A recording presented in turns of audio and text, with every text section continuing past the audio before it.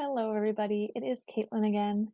I just wanted to show you guys some of the interesting ways that we can visualize our butterfly data here in SageModeler. So the same platform that you made your model in. It has some pretty interesting ways that you can help visualize data. So I'm going to go over a few of those options. So we can answer our monitoring questions about the butterfly diversity and how it changes over time, and the butterfly abundance and how it changes over time at the bull restoration site.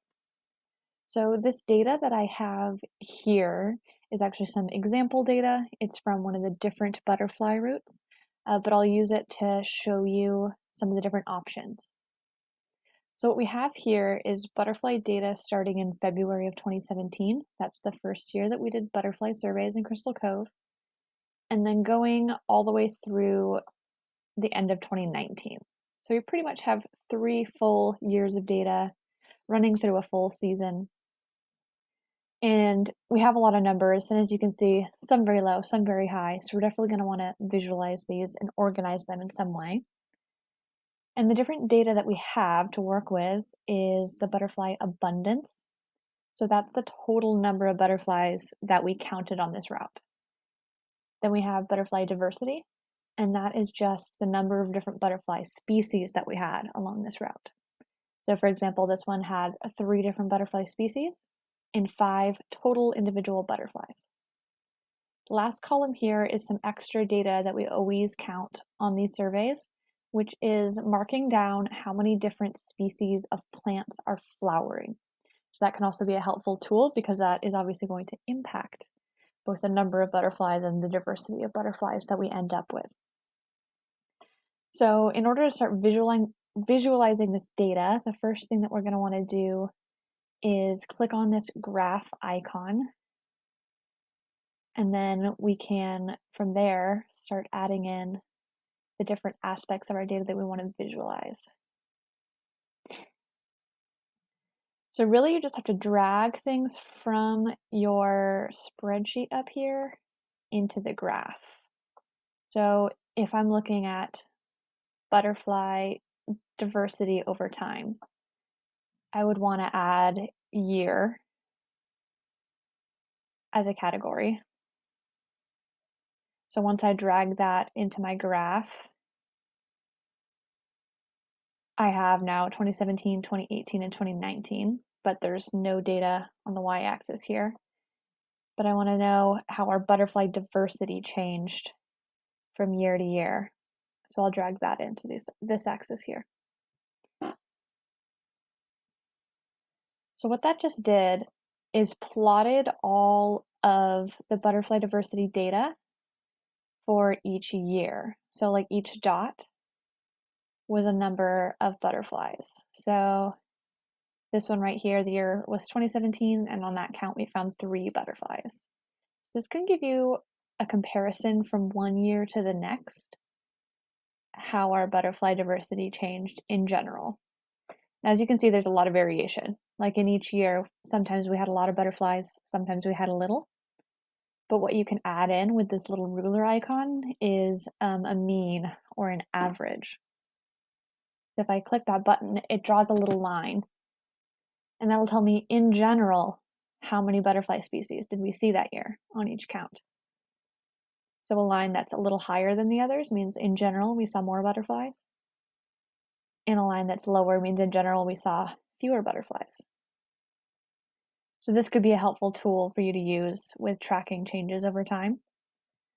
If we want to get a sense of if these variations are real or if there's just kind of too much noise up and down, we can add a standard deviation. And this spread kind of gives you an idea of like how varied the data is. Because as you can imagine, you know, sometimes there was more in 2019 than 2018. So we have a really wide spread here. So this maybe would tell us that there's not so much of a significant difference between those different years.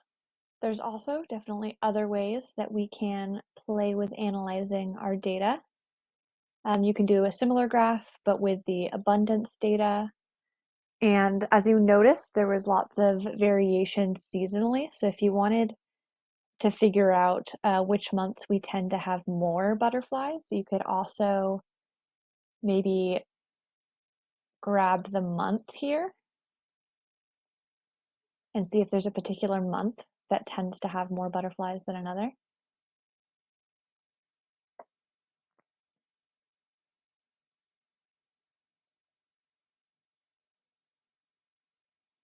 So here I'm going to compare month to butterfly diversity. And like before, I'm going to add a mean to see if there's any months that generally look higher than the others. Yeah, so there's some lines, for example, May has the highest. So in general, looks like in those 3 years, the highest was in May. Some of the lowest are in January or December. So if you wanted, you could even play with removing some of the lower months and then mapping your annual data again. There's lots of options for how you can play with your data.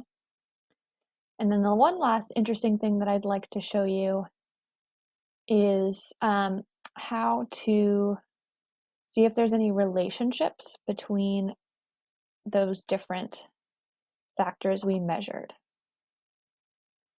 So for example, if I wanted to know on this particular route if there's a relationship between the flowering plant diversity, so as we have more flowering plants, do we have more butterfly diversity?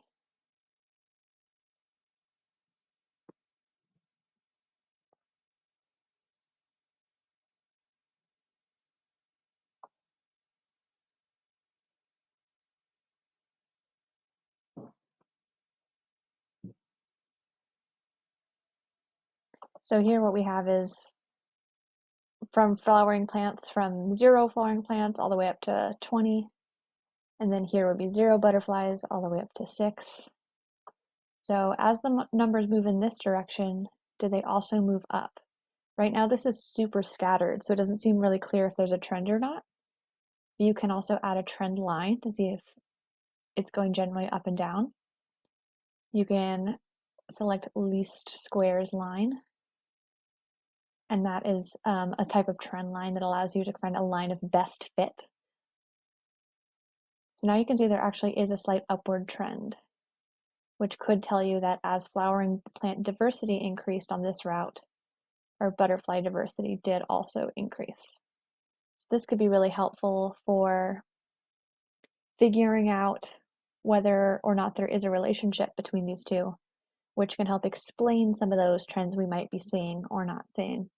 And you can compare any of these. So does our butterfly abundance correlate with butterfly diversity? Or flower diversity with butterfly abundance? These are all different things you can play with.